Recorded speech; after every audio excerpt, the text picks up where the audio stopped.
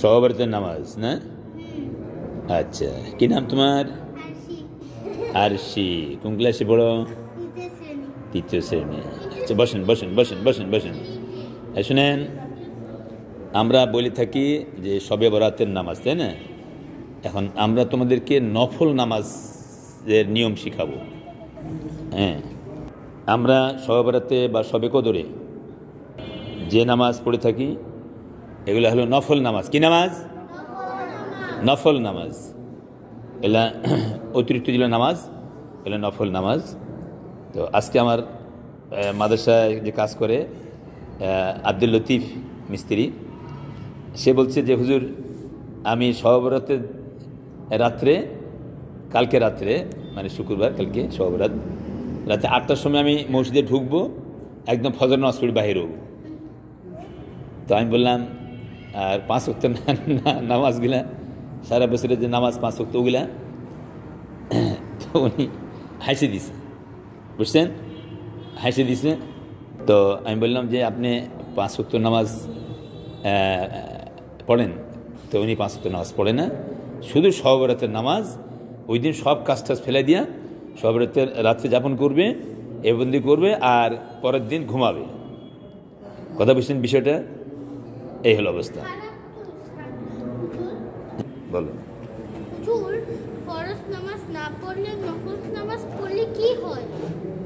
ও আচ্ছা, নফল নামাজ পড়লে সব আছে, ঠিক আছে। তোমার কি নাম? আচ্ছা, মাশাআল্লাহ। কোন ক্লাসে পড়ো? তৃতীয় শ্রেণী, ঠিক আছে।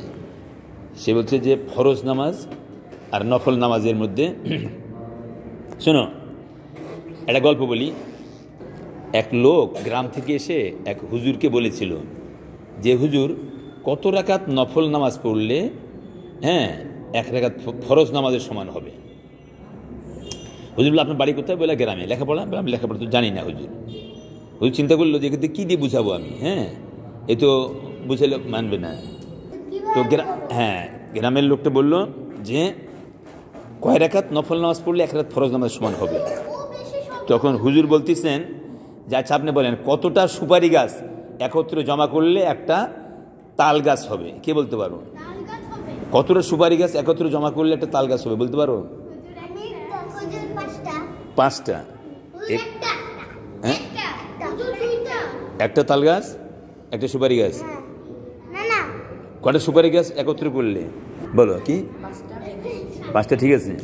মানে বলো 3টা বা 4টে সুপারি গাছ একত্রে জমা করলে একটা তাল গাছ হয়ে যাবে? সত্যি? কি খেয়াল তোমাদের? সুপারি গাছ তাল গাছ হয়? তোমাদের সহ হয়? কতগুলো সুপারি জমা করলে একটা তাল হবে? কতগুলো সুপারি একত্রে আনলে একটা তাল হয়ে যাবে? হ্যাঁ, তুমি বলো। বলো, কি বলো, আবার বলো। সুপারি তো সুপারি, তাল তো তাল। তাহলে সুপারি গাছ যদি হাজারও তুমি আনো, তাও একটা তাল গাছের সমতুল্য হবে না, মনে থাকবে। এই জন্য তুমি যদি নফল নামাজ, হাজার নফল নামাজ পড়ো, তারপরও কি 2 রাকাত নফল নামাজের সমান, 2 রাকাত ফরজ নামাজের সমান হবে না। বুঝে আসছে? আমরা শবে বরাতের রাত্রে এশার নামাজ পড়ি প্রথমে, তাই না? তারপর আমরা সুন্নত 2 রাকাত পড়ি এশার পরে, তারপরে বেতরের নামাজ অনেকে আগে পড়ে নেয়। সুতরাং নফল নামাজ তো নফল নামাজই, নফল নামাজ তো আর ফরজের সমতুল্য হয় না, বা ফরজ আদায় হবে না, ঠিক আছে? এই জন্য আমি অনেক পরামর্শ দিলাম, আপনি নফল পড়েন, ঠিক আছে, কিন্তু শবে কদরের নামাজ পড়েন, কিন্তু আপনি 5 ওয়াক্ত নামাজ পড়তে হবে। উনি বলে আমি তো সময় পাই না। সময় উনি পাবে, কথা বুঝছেন? সময় কি উনি পাবে। আমি বললাম যে আপনি ঘুম থেকে যখন উঠেন, ফজরের নামাজ আপনি 2 রাকাত ফরজ পড়েন, জোহরের নামাজ 4 রাকাত ফরজ পড়েন, আসরের নামাজ 4 রাকাত ফরজ পড়েন, মাগরিবের 3 রাকাত ফরজ পড়েন, আর এশার 4 রাকাত ফরজ, 3 রাকাত বেতরের নামাজ পড়েন। অতিরিক্ত যদি পড়তে না পারেন, ফরজগুলো পড়েন। কারণ কিয়ামতের ময়দানে আউয়ালু মা ইউহাসাবু বিহিল আবদু ইয়াউমা কিয়ামাতিস সালাহ, কিয়ামতের ময়দানে সর্বপ্রথম নামাজের হিসাব আল্লাহ তাআলা নেবেন, ফরজ নামাজের হিসাব নেবেন। এই জন্য আমরা সবাই চেষ্টা করব যে ফরজ নামাজগুলো আমরা সুন্দর সুন্দর আদায় করতে। তোমাদেরকে আমরা আজকে নফল নামাজ কীভাবে পড়তাম এটা দেখাবো ইনশাআল্লাহ।